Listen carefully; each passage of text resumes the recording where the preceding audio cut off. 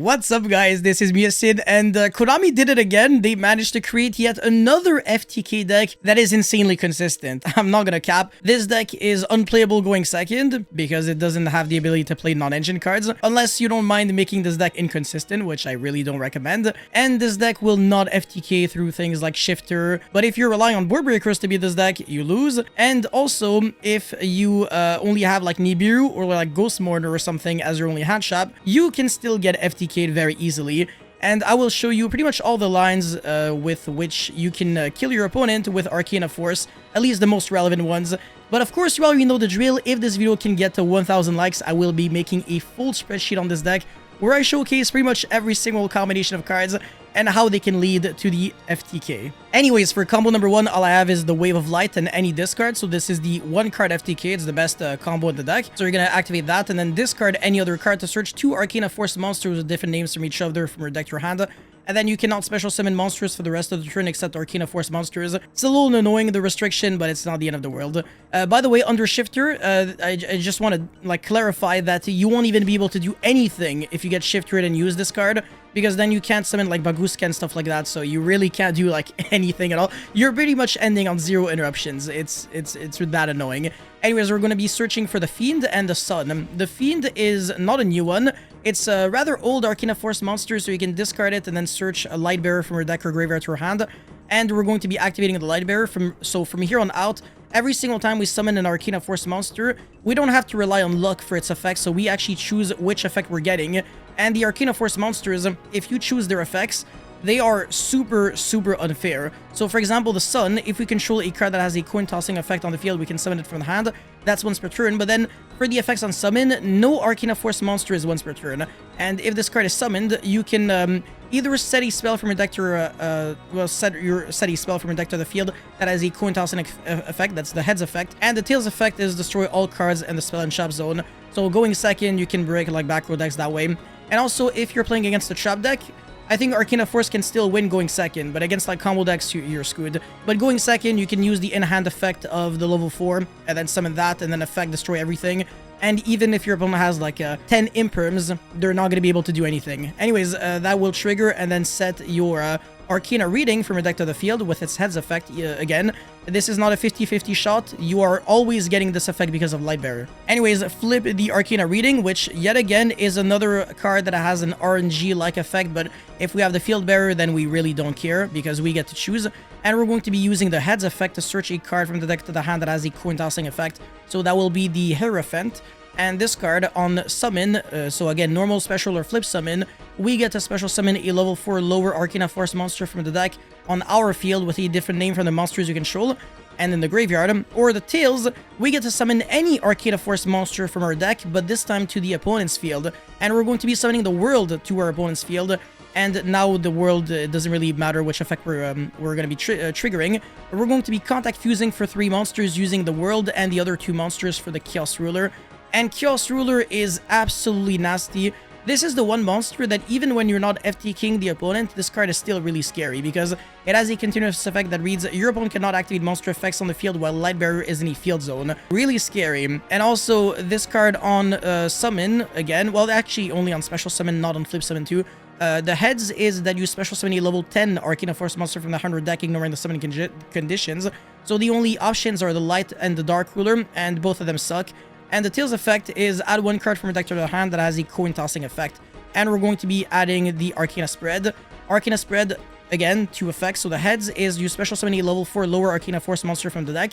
And the tails is that you special summon 1 monster from your grave that has a coin tossing effect. And we're going to be using the tails effect, so summon back the world. And the world is going to be using its heads effect. So during your end phase, you can send 2 monsters you control to the grave to skip your opponent's next turn. So we're passing turn to our opponent, and then we're immediately going back to our turn.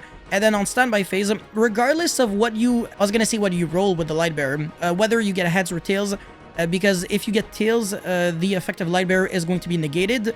But we're just going to assume that we're unlucky and we get the tails. Regardless of what else that you have, and regardless of how unlucky you get with the Lightbearer, this is a guaranteed OTK follow-up. So the Wave of Light is going to be discarding whatever else that you have in your hand, and you're going to be searching yet again for the exact same thing as turn 1. So the Fiend and the Sun Fiend is going to be searching another Lightbearer, and you're going to be replacing the negated Lightbearer with the new Lightbearer. So from here on out, you're always going to be lucky. But again, if you get heads with Lightbearer, you don't have to search the Fiend because the effect is not going to be negated. But if you get tails, then it's going to be useless Lightbearer. So obviously we have to change and rig the results. Actually, this is legal cheating. Anyways, now summon the Sun, this time in attack position, because we're going to try to kill, set the Arcana reading, and then use the graveyard effect of Arcana Spread. So you can only use one effect per turn, only once that turn, so either you special summon a monster, or use the graveyard effect to banish it, and then recycle back a card from the graveyard to the hand that has a coin tossing effect. And we're going to be recycling back the Hierophant at the level 4, which we're going to be normal summoning. So we're going to be using its Tails effect, so summon any monster to our opponent's field, it doesn't matter which one. And we're going to be using Arcana Reading to search for another Hierophant, and then banish Arcana Reading so we can immediately, after this effect resolves, normal summon an Arcana Force monster so we can get double normal summon in one turn. And then the Hierophant is, yet again, going to be summoning another Arcana Force monster on the opponent's field. It absolutely does not matter which one. And we're going to be contact fusing using the other two Arcana Force monsters, and one Hierophant for the Chaos Ruler. And Chaos Ruler is going to be triggering its effect to summon the Light Ruler or the Dark Ruler, and it doesn't really matter which effects you're getting off of them because we're going to be killing your opponent. This is way more than enough for game, even if you triple upstarted your opponent, because Upstart Goblin is a card that we're trying to play in order to increase the consistency of this deck. You are still going to be killing your opponent, so that's absolutely gorgeous. Beautiful, yeah, very consistent one-card FTK. If your opponent had like Sphere Mode, Evenly, Dark Ruler, Droplet, etc., it's not going to change anything because the opponent will never get a turn. We go straight into battle phase and kill our opponent. Okay, so assuming that you have Light Barrier and Arcana Reading, this is still a 2-card FTK, and it also does not lose to Nibiru because we can do everything that we're trying to do, but in only 4 summons. But maybe the follow-up is going to be a little tricky, so you're going to have to play a little differently. But you can still get there because your summons, every single time you're summoning a monster, it's like gigantic. It's like 3k attack. So you only really need like 2 extra summons and then you get to win. Anyways, the Arcana Reading is going to be searching for the Sun. The Sun is going to be setting the Wave of Light. And the Wave of Light is going to be discarding a card to search the Hierophant and the World. So this is 2 summons.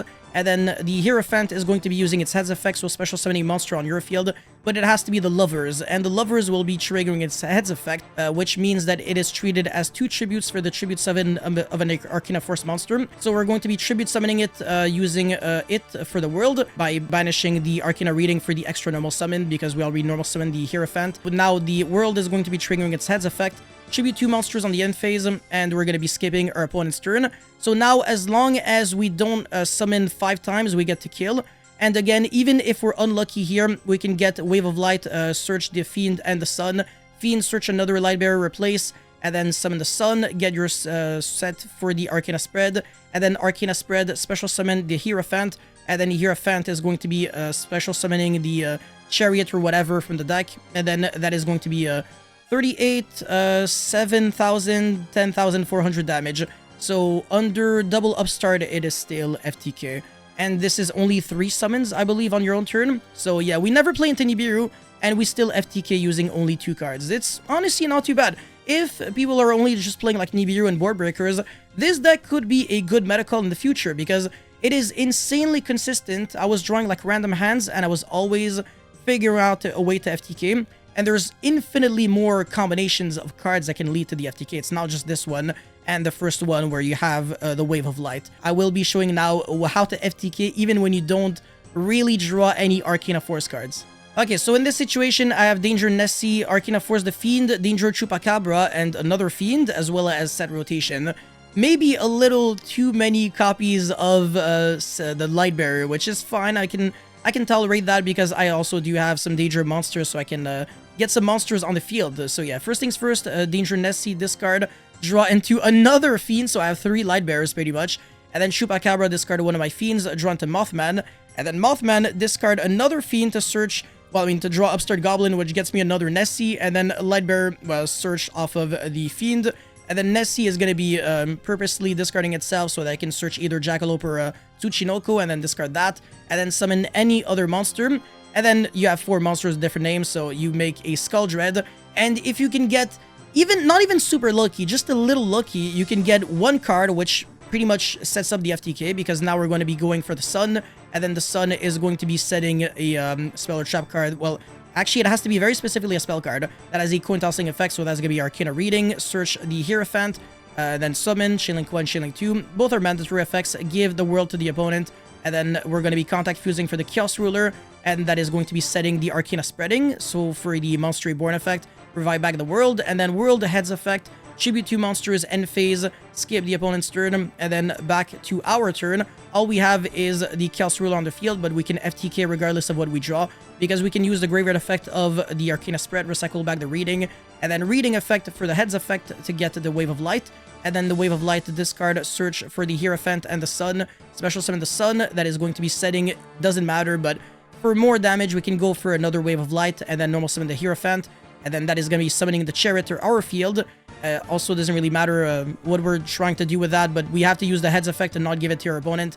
And that is going to be way more than enough for game. That's like, what, 70, 700 damage, 98 or something?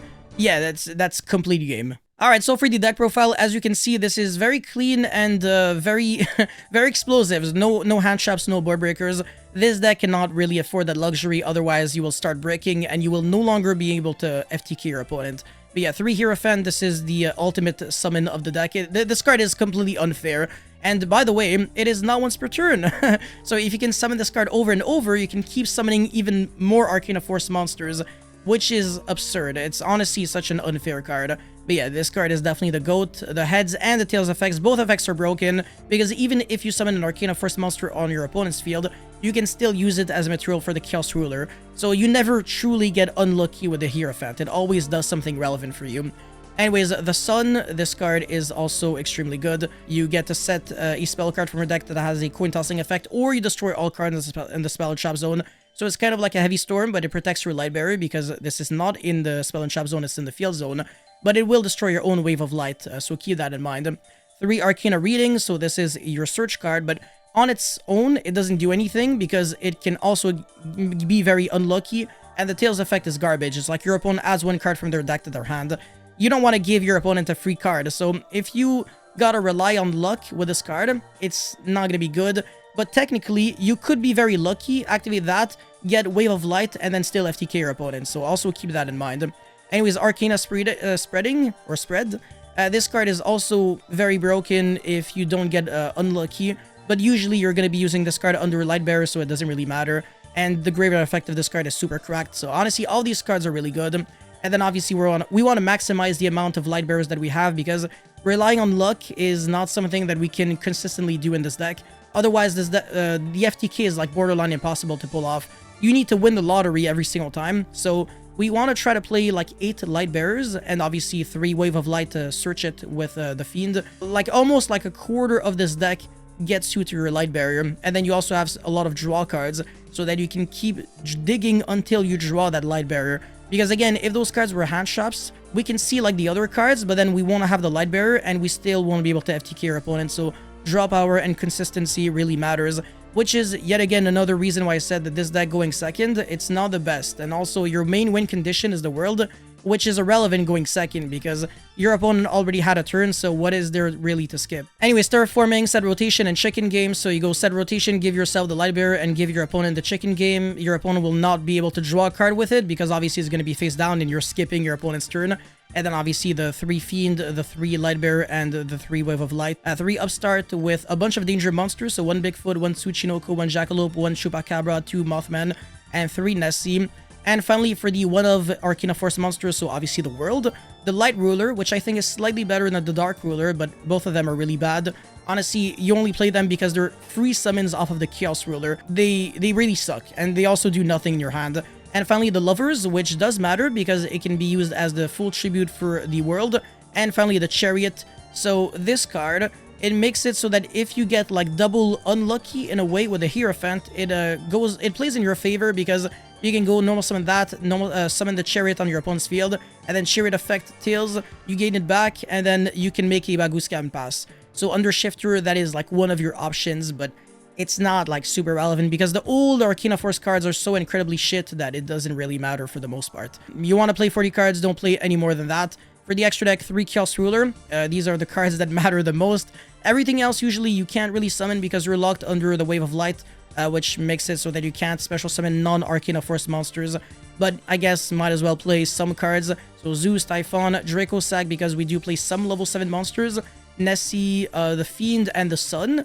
And then Big Eye Baguska, obviously for the Hierophant play that I just explained. Excite on that for no good reason. Do Garrus, which you probably should not play because skipping one of your next phases contradicts the purpose of skipping your opponent's turn. Because then you can't kill your opponent, and then you don't have game anymore. So the only real effect that you can use is the one that you draw 2 and then discard 1 and skip your next draw phase. Because if you gotta skip your next main phase 1, you're not gonna have enough gas to kill your opponent. And if you gotta skip the battle phase of your next turn, then you can't kill, and then your FTK is no longer an FTK. Anyways, the Skull Dread, obviously for the danger monsters, that makes a lot of sense. SP for no good reason, like literally none. Condemned Dark Lord, this is a card that you can theoretically use.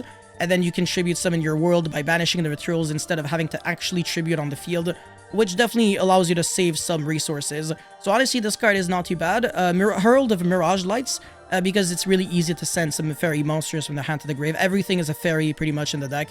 And then finally Link Spider, because of Draco Sack. So you can summon 2 tokens, turn 1 into Link Spider, and then you got 3 monsters with different names. You summon any other danger monster, and then you make a Skull Dread for 4 different names, and then you draw 4 cards, and then put back 3. And then really increase the likelihood of getting the missing combo piece that you need to kill your opponent. I'm not going to go over the cards in the idea section because all of them are really irrelevant, but the Fiend Comedian is a card that has a coin tossing effect that you can technically search with a bunch of your cards. Pretty cool. It's not like super insane, and usually you don't really need it for your combo because you're trying to kill your opponent right away, so why would you grind by searching trap cards and stuff like that?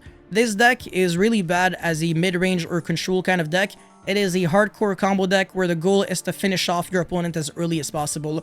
Honestly, I think any other way to play this deck is just big copium, and it's not going to work in your favor because this deck really needs a lot of commitment for its engine, otherwise it will brick. But if you play it the way I play it, every single time you go first and you do not get interrupted, you will literally always win. The consistency level of this deck is off the charts. Like, it's borderline impossible not to have the FTK because you don't really even have you don't need that many cards to kill your opponents. It's really just 2 card combos and you're always gonna win. But yeah, that's it for this video, guys. Thank you so much for watching. Don't forget to like and subscribe, and let me know how you feel about Arcana Force in the comment section below. I'll see you guys very soon. Peace.